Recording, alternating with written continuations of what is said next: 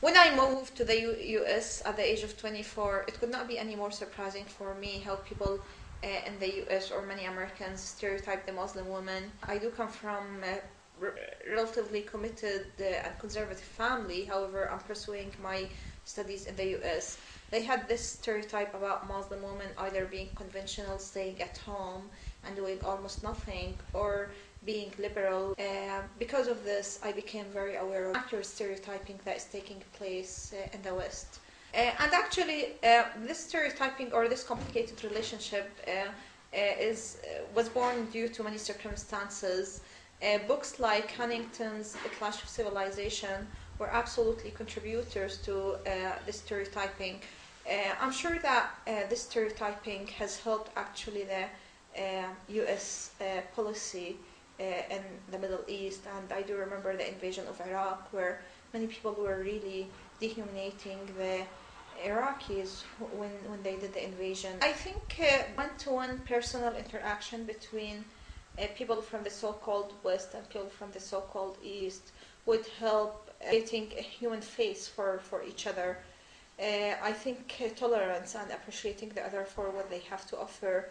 I think we need to be tolerant to our differences and to respect each other as they are. Also, education is really very important in uplifting or the wrong image that has been accumulating in the West about Arabs and Muslims, or events such as September 11th. I'm sure it has contributed to this very negative stereotyping. However, I think it's much more rooted, much more complex than being attributed to only one event. It's surprising if we look at different cultures how similar they are, because we always dwell in differences and exaggerate them rather than dwell in similarities and celebrate them. And I do think that if we celebrate our similarities and also celebrate our differences where we actually recognize them as positive points of change and rooms for learning from others and improving and progressing, this would be absolutely a way to go. One of the major defenders of the Islamic culture and civilization is Lord Said, who himself was not Muslim, even though he was Arab. But it was in his book Orientalism that I started realizing how the stereotyping of Arabs and Muslims is taking place unconsciously. And actually, if we look at the Hollywood movies, we unconsciously analyze them, we would see how much stereotyping is going on in the Hollywood about Arabs and Muslims.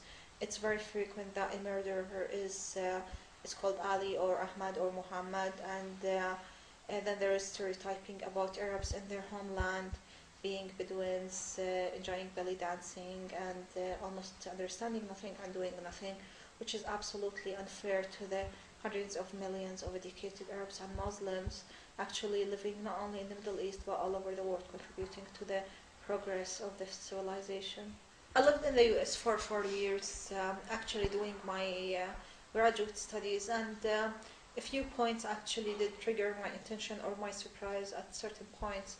First one, as I mentioned, there was a big surprise for that a female Muslim woman coming from traditional background is doing her studies in the US and have professional and personal aspiration. Actually, the underestimation for what Arabs can do. I was at MIT and everybody was super surprised that how did you get to MIT even though you're Arab or Muslim. Actually, I saw this on many faces.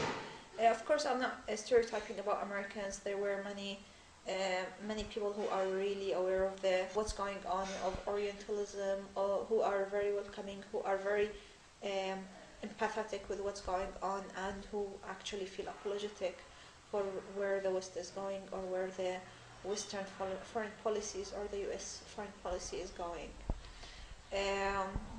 In all cases, I don't think anybody has the right to stereotype about Americans being stereotyping others. And but as Edward Said said that, I also became aware that we should not orientate ourselves, because I realized that some Arabs or Muslims, because of the discourse that is taking place, are starting to orientate themselves and creating the stereotype about themselves that the West has created about them.